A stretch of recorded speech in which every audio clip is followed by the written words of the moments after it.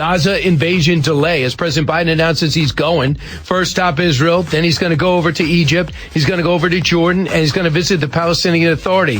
Is this the best use of our president? We'll bring you the latest, and let's ask Governor Doug Burgum, who wants that job. Governor of North Dakota, you're still doing that. Governor, do you think it's right for do you think it's good for the president to go to Israel? Well, I think it's good to go, but I would say, if I were your president, we wouldn't be in this mess, because the whole point, I mean, it's ridiculous. It doesn't matter whether Joe Biden's in the United States or whether Joe Biden is traveling across the Middle East. We're in this mess because of his policies. He's been following a path of appeasement with Iran going back to the Obama administration. And now, who does Iran supply weapons to? Russia. Drones, armed drones. Who does they supply weapons to? Terrorist organizations, largest supporter of terrorism in the world, Hezbollah, Hamas, and others. And so Joe Biden's funding two sides of the two wars. We're in a proxy war with Russia and a proxy war with Iran, and Joe Biden is funding both sides of that through their appeasement process. And of course, what did we see with these horrific, abhorrent attacks? We saw a bunch of kidnapping. The day that he said, I'm going to trade 5 Americans for 5, but we're also going to throw in $6 billion. He put a price of over $1 billion on every American tourist, every American business person that's traveling, every American student abroad. And I turned to my team literally the second it happened. I said, we're going to see more kidnappings. 2 weeks later, hundreds of people being kidnapped by Hamas. Right. And you thought Israel would always be on guard, especially in a day in which they're challenged almost every day since their existence in 1948. And yet they were totally caught napping. Does that make you worry that between our intelligence and their intelligence, they beat this? They were able to kill people for hours, kidnap them for hours. This went better than, according to their own plan, Hamas's plan, which has since been discovered through detainees and through the printed word of these 14-page manuals. Well, yes, and of course the intel we've seen now where they've got color-coded maps, they knew exactly where they were going, they knew where the soft targets were, but we also know that Iran has been working on, plotting this terrorist attack for well over a year. And so during this same time frame, naive Joe Biden and his administration trying to figure out a path of appeasement, which of course is also, you just have to ask yourself, is any American better off today than they were 3 years ago when Joe Biden took office? No, inflation is like reaching in like an insidious tax into your savings and pulling out your savings, everything's cost more. He's destabilized the world. He's empowered dictators. So Americans are less safe and they're less prosperous today than when Joe Biden took office. And his main focus is green energy. That's what he called off in Colorado. He's going to talk more about wind, which is totally ineffective. Electric cars aren't going to be made. These auto companies in the middle of this strike right now are saying, I don't think we can afford to lose this much more money on this stuff. Well, yeah, and this is when we're using taxpayer dollars. Hardworking Americans are using their dollars to subsidize the batteries, which are made in China. And China controls 85% of the rare earth minerals. And if you're getting an electric car battery out of China, it's made in a plant powered by coal. China's opened up a coal plant a week right now. And why would they do that? Well, you and I have talked before. They're the world's largest importer of oil and gas. China, 10 million barrels of oil a day. They're trying to reduce their dependence on the Middle East. They're trying to reduce their dependence on Russia as suppliers. What do they have? A lot of coal. So they got 246 coal plants powered. The Washington Post last week wrote an article praising China for their being ahead of the U.S. on switching to electric vehicles without mentioning what the source of the power was. They're not making the environment safer or cleaner, and they're not making the world more stable. These are crazy policies. No one's happy with it. No one's happy with the border. No one's happy with the Middle East. No one's happy since Afghanistan, where the president said, I got elected because I have this mature experience, former chairman of the Council of Foreign Relations in the Senate. Here's what Ron DeSantis said about this whole process. He says, look, we cannot accept these Palestinians that are on the move now, fighting for their lives as they go south, because the bombing, there's been 6,000 bombings, whether they're rockets or from fighter jets or drones in the Gaza region. This is what he's telling everybody. I want to see if Governor Burgum agrees. Cut 8. My position is very clear. As the first presidential candidate to say, no Gaza refugees, period. We're just not going to do it. And why? Because we don't want to import the pathologies from the Gaza Strip and other places in the Middle East to the United States of America. They are taught to hate Jews. They are taught that Israel has no right to exist. The textbooks that they use don't even have Israel on the map at all. And so this is just endemic to their culture. So what do you think, Governor? Did you agree with Governor DeSantis? 100%. Because when, Hamas was created back, decades ago, coming out of the Muslim Brotherhood, their whole thing was death to Israel. I mean, Israel, they weren't looking for a two-state solution. They're looking for a one-state solution, which is Israel's wiped off the map. And so we can't have it. And we don't know if we're taking asylum seekers just like we are. I mean, forget Hamas. You start having Gaza Strip residents seek asylum in the United States. How do we know we're not just importing Hamas terrorist cells? Because that problem already exists. Down at the border right now, we've had a 54% increase under Joe Biden in the last 12 months of people on the terrorist watch list coming into our country. And some of them, from my trip that was just down there recently at the border, from a Border Patrol briefing, they just said it out loud. They're exploiting these rules. You know, we can't separate families. So if you're a terrorist coming into the United States, well, you know, grab an adolescent, bring them with you, tell somebody it's your kid, and then come on in, because we can't separate them. So we let them into the country. You know, the Trump administration came out and they had DNA kits. And after a while, they didn't even need the kit, or they needed the swab. Yep. And as soon as they took out the swab, these guys, okay, it's not my son. Okay, it's not my daughter. Yeah. And they would, because they knew they were trying to fix it. There's just a lack of effort in trying to fix it, isn't there?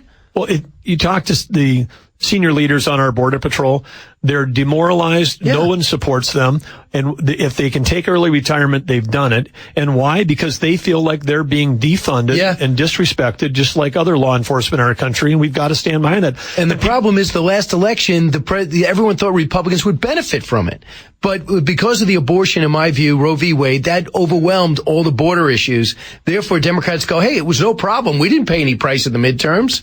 Yeah, exactly. And again, when you're down there talking to Border Patrol, you ask them, you know, is this a complex problem? They say, no, we've had a secure border before. Give us the resources, give us the personnel, give us the technology. We can close the border. They can do that. But you know who's got better financing? The cartels on the other side. They're raking in tens of millions of dollars at some of these crossings. You want to know why people walk across at a low water crossing that I was standing next to, and there's people coming across? We got troops on our side. Why they're coming across there? They're coming across there because that's where the cartels told them, this is where you can cross. Give us all the money you have left in your pocket. So between $1,000 and $3,000, some of these folks were shelling out the last money they had, where then the cartels said, you guys cross there. They cross over to our side, and then what do we get? We get a bill.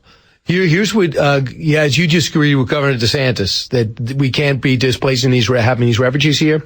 You know who's against it? A member of the squad, Cut 9. And I also want to address something very specific about what Governor DeSantis said when he said, quote unquote, all Gazans are anti-Semitic. How incredibly destructive and dangerous that rhetoric is. We just had a 6-year-old boy stabbed 26 times this morning because of rhetoric like that. And it is dangerous, it is unacceptable, it is reckless, and no leader in the United States of America should be amplifying a message like that. Your reaction? Well, we just talked about this as a border. We don't, people are going to exploit the loopholes. Why in the world would we, have Joe Biden fund Iran, which is funding terrorism around the world? And then why would we take people from an area that is just launched a terrorist attack against us and our allies? Americans died. Why would we give them asylum in the United States? I mean, this is a no-brainer, which is no. So what do you think with this destabilization of the region? You don't have anything against the president going. You don't see politics in this. Do you think that he is desperate to show that he's a man in charge? Well, of course he is. And this is, hey, I'm going to run over and show our solidarity. But is he, when he's there, is he going to announce against Israel that he's going to stop giving billions of dollars to Iran, the people that are behind this attack? Is he going to do that? I mean, that's what we should do. I mean, I don't think so, because he's busy trying to help Iran get to nuclear weapons, which will further destabilize not just the region, but the world. So, like I said, it doesn't matter where Joe Biden is. If he doesn't change the policies, it's one of your areas of expertise, the economy, and what you've done in your own career. Charles Payne was on with Sean Hannity last night, and he talks about what the price of oil is going to go up to. If it gets up to $100 a barrel, who's it going to help? Our enemies, Russia, and Iran specifically. Here's what he said could be happening. Cut 12. There's no doubt that this war on American oil producers has backfired miserably. And you bring up the point, Joe Biden tapped into the Strategic Petroleum Reserve to win a midterm election, but he put us in a more precarious situation. Oil subsequently has come back on. And the only reason we're not at $4 already is that we've seen some of the refiners' margins come in a little bit. That's not going to be the case as time goes on. And in the meantime, think about this. We were supposed to somehow stop the world from paying more than $60 a barrel for Russian oil. That Ural oil has been as high as $80, $90. And we're also putting would-be allies in awkward positions. India needs oil. India is going to buy cheap oil. And, you know, we want to cut deals with India, the youngest, largest democracy in the world, which is going to be a major economic power. China, of course, is cutting, buying oil from Russia and Iran. Iran gets this $6 billion and becomes emboldened like everyone says they will. All of this sources back not to an energy policy, not to an economic policy, but to an ideology. You agree? Completely. And let's look at the numbers. The Biden administration is not enforcing Iranian oil export sanctions. Their numbers shot through the roof up to like 1.5 million barrels in July this year and have kept on going. Who's buying it? China's buying a bunch of it. So Joe Biden, I was the first candidate to say I was the first one to say he drained the Strategic Petroleum Reserve to help win the midterms. Joe Biden's approval rating goes up and down with the price of gas at the pump in America. He knows that. When the price is high, his approval ratings are low. He's trying to manage the price at the pump. At the same time, he's got a war on U.S. energy. He's trying to get us to buy from our enemies. What he did in Venezuela, this thing, we're lifting the sanctions on Venezuela, 600,000 barrels of oil. If they promise open elections, yeah, as if they're going to do that. Yeah, if it's a joke, it's a complete joke.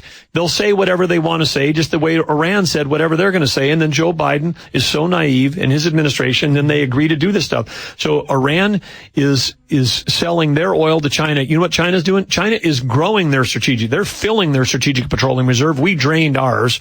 And then, of course, Putin, he's not a president of a country the way you and I would think about it. He's a mob boss, and he's running a huge illegal international organization, and he's worth $70 to $100 billion, and he gets a cut basically out of all the oil they sell. And so when Putin is selling oil out of this thing, we're making him rich. Yep. It's amazing. When we come back, what does Governor Burgum's got to do to get on the stage in the next debate? How's he doing? Also, what does he make of what's going on in the House as he goes back to Iowa, New Hampshire, South Carolina, and who knows, even Nevada? Listen to the Brian Kilmeade Show. Don't move. We're back. Today there's going to be a vote, we think, at 12 o'clock to get a speaker in the House. Republican Governor Doug Burgum is here. He wants to be the next president, battling it out in the primaries. Your reaction to your party, to me, the biggest embarrassment, these eight standing up and blowing up Kevin McCarthy. And people want to say it's Democrats. No, this is Republicans. I mean, what is your take on that? Does anyone ever play a team sport in the House? Well, I'm not sure, but this is a time when Republicans need to be leading and we don't have a leader. And this is the kind of thing that the Democrats exploit. The Democrats love this when we fight with each other. Why wouldn't they? I mean, we're handing them another, we're basically handing them the keys to the House for next term, because if they're saying, hey, well, you guys had a small majority, but you couldn't even hold it together. So this is why we got to have new leadership in the White House, and we have to have Republicans that stay together and think, because what's killing this country is Joe Biden's policies. And the way that we fix that is when you have a Republican majority, you stick together and you actually pass legislation that helps break the back of those policies. So you were saying to me on those debate stages, you created more jobs than anybody else up there. Not just anybody else, more than all of them combined. I mean, when you take a look at the companies, Great Plains, Avalara, Microsoft, Atlassian, all the jobs where I've been chairman, CEO, corporate officer over the course of my career, we're talking tens and thousands of high-paying jobs that have been created across all those directly, and then secondarily because of the partner channels. I mean, in what's gone on around the world. I mean, when I'm campaigning everywhere, I have people that show up in Dallas, in New Hampshire, whatever, and they say, I'm here today to support you because I built my company. I was with some guys here in New York. They've got 400 people working for their company, and they started out as, two entrepreneurs building a partnership for us almost 30 years ago. You were saying you were on the field at the Jet game, and you saw this guy named Aaron Rodgers who has the same injury as you. You both tore your Achilles tendon. Yes. What was the conversation like? Well, I just told him, I said, hey, you're my inspiration, because he says he's coming back. And I mean, that would defy all odds. I mean, he's throwing without a boot, right? He was. And Kevin Durant took him 12 months to get back to the NBA, but Aaron Rodgers says they're telling me I can't make it back. But he said, I don't listen to him. I'm coming back. I said, man, that's great. And that's pretty good since they beat the Eagles. Now he feels like he's got a real shot. Well, yeah. And I got to throw in, again, Connor McGovern, the center snapper for the Jets, is Fargo, North Dakota kid, and they had a great game. And it's like the presidential race. Every pundit said the Eagles cannot lose; they're gonna win. And so remember when you're telling guys like me that they're not going to be there in January, well, then remember what happened with that Jets game. So what do you need to get on stage in November and name for NBC? We need 4 things, and we've got 3. We've got the polling threshold in Iowa and New Hampshire. We've got the 70,000 donors.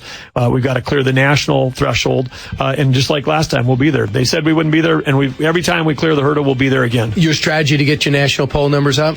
Well, we just got to keep getting name recognition, keep coming back on Brian Kilmeade show. Right. That's going to help us make it happen. That's the combination for greatness. Yeah. All right, Doug, best of luck. We'll look forward to seeing you in November. And thanks so much for coming in studio. Thank you, Brian.